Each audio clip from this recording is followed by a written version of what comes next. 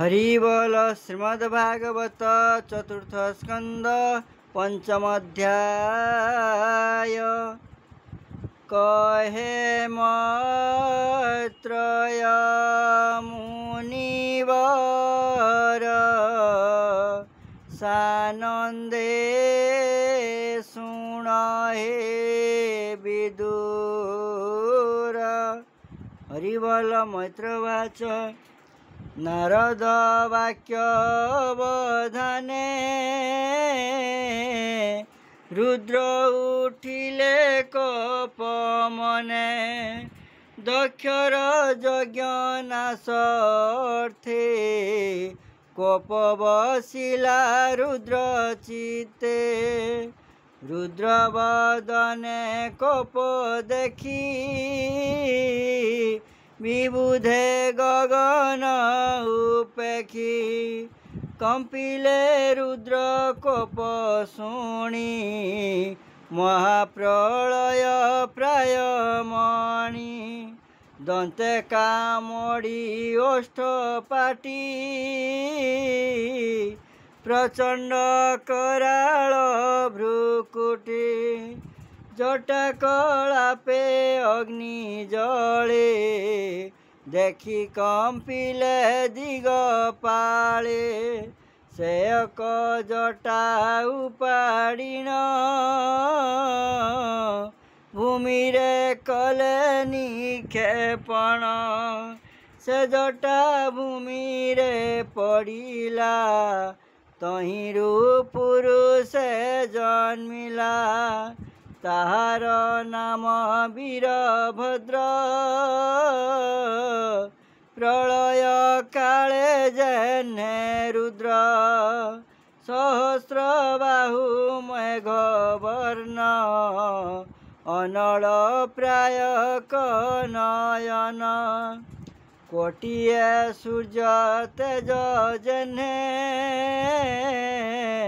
देखी पलांती सर्वजने कराल दंष्ट्र सोहे तुंडे अग्नि ज्वलई शिखा खंडे। हरिबोल नाना युध सोहे करे मुंड माड़ाए लंबे उरे रुद्रंकु चाही करो जोड़ी बोलई अधर कामड़ी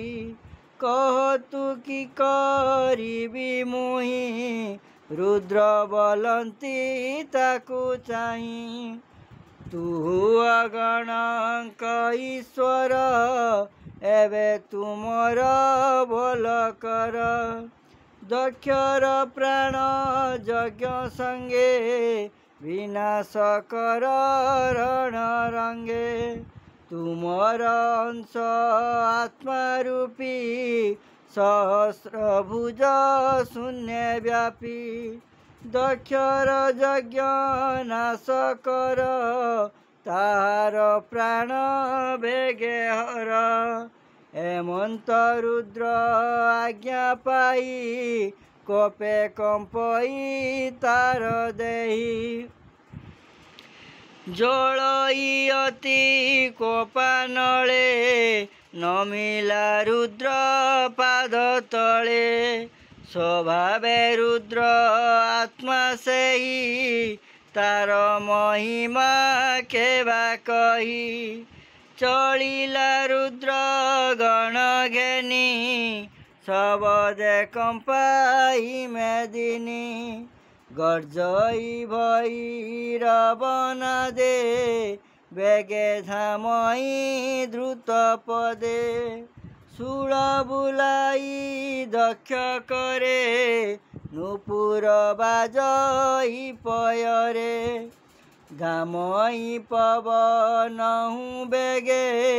वीर उत्तर दिग भागे सकल पारिषद गणे नाना युध तीक्ष्ण बाणे अति प्रचंड कोप भरी धाइले घोर नाद करी सबदे दश दिग पुरे धूଳି उड़ई पाद भरे विप्रे जे थिले यज्ञशाळे धूଳି देखिले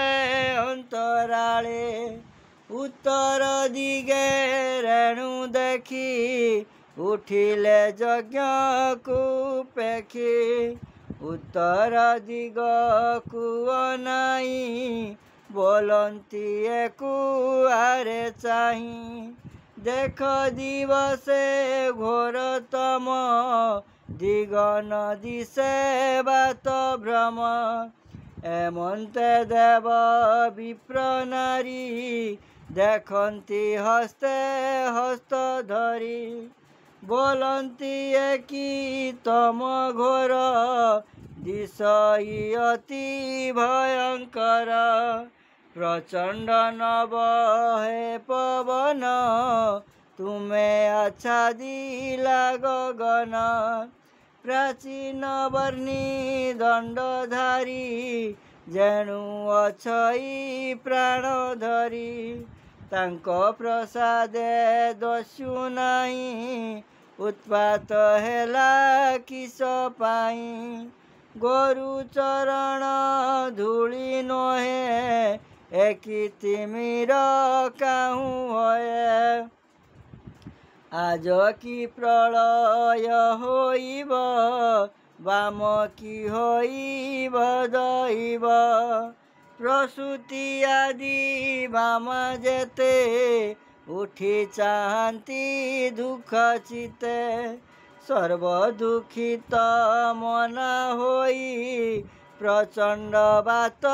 कुअनाई निश्चय सही पाप फल सतीर अपमान मूल एमंत शुणी व्याससुत अद्भुत रुद्र चरित जे रुद्र प्रलय काल रे तीक्षण त्रिशूल धरी करे नृत्य करती अति बेगे देखी पलांती दिगनागे सहस्रभुज ऊर्ध्वे करी नटर प्राय वेश धरी चंडाठ हास सहे तुंडे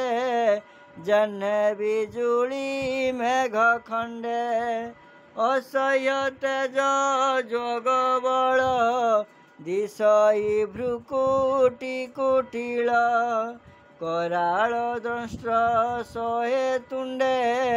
तेजे नक्षत्र गण खंडे तारे दोरेन्द्र करी केही विधाता हेले रक्षा नाही दक्ष को चाही सभाजने बोलती अति दुख मने देखो एहार कर्म फले आज तो नासिलु सकले घोर उत्पात दुख मने भये लुचिले सर्वजने के कहु जन कवि कल तत्क्षणे मिली रुद्र बल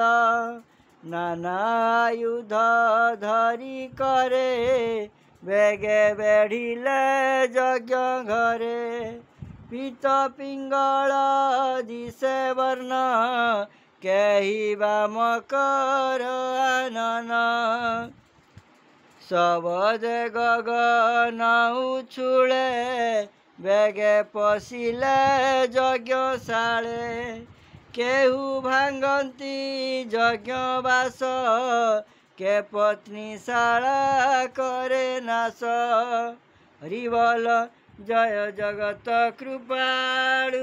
प्रभु परम दयाळु नाथ नाथाय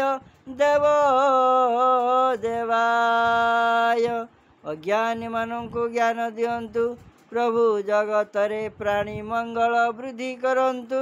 कृपा करंतु कृपामय कल्याण करन्तु कल्याणमय के पाकशाळे प्रवेशन्ति के यज्ञ पात्र को भांगन्ति के यज्ञ कुंडरे मिलन्ति मूत्र पुरीष उत्सर्गन्ति के भयंकर नाद कले यज्ञ मेखला बेदी तुले भांगिले अति कप भरे शूल बुलाई दक्ष करे के दाए मुनि उपरे तर्जन्ति अति कप भरे तिरिगणक मध्ये पशि राहु जैसने ग्रास शशि देवे पलांति ताहा देखी यज्ञर भाग को पेखी ताहांकु रुद्र गणे देखी धाइले दया को पेखी भृगु मणि मान बांधे ता देखी प्रजापति कांदे दक्ष को वीर भद्र धरी पशुर प्राय बंदी करी चंडीस पूषण को धरे भग को धरे नंदीश्वरे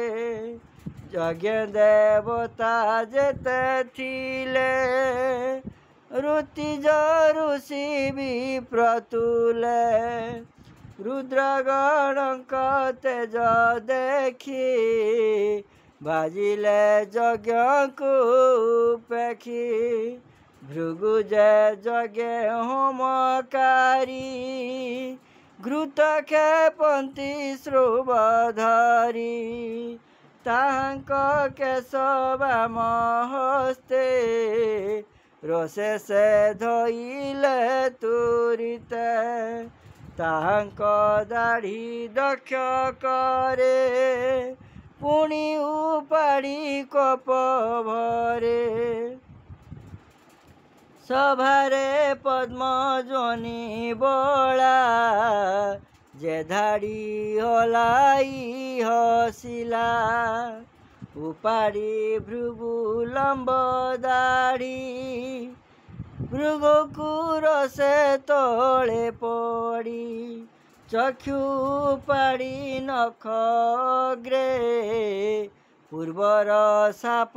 बई भगे रुद्रंकु साप देवा बळे जेउ चक्षुरे ठारी थिले दक्षर शिव निंदा काले अपमानित कोपानले दंत देखाई पुषाहसे से कथा स्मरी महारोसे मुष्टि प्रहारी वाम करे दंत झाड़िले रोष भरे कलिंग देश राजा रद जेने भांगिले बलभद्र दक्षर हृदय कर ताड़ी रुद्र जे अधर कामड़ी भूमि रे पड़िले उताने तीक्षण खड्गे मुंड हाणे अक्षय ताहार शरीर देखी विस्मित शूलधर अवध्य देखी तार गति विस्मय बाली पशुपति तीक्षण खड्गे छेदी शिर शरीर होइला बाहर शिर पड़िला अग्निकुंड रहिला मात्र मृत्युपिंड पिशाचरण घेनी संगे नाचिले वीरभद्र रंगे दक्ष संपद नाश करी दक्षिण भुजे शूलधारी से वीर होइले बाहर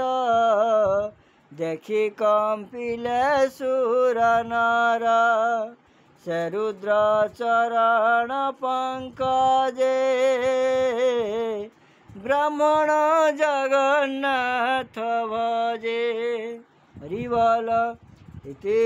श्रीमद्भागवते महापुराणे परमहंस्यां संहितायां चतुर्थस्कन्धे दक्ष यज्ञ विध्वंस नाम पंचम अध्याय।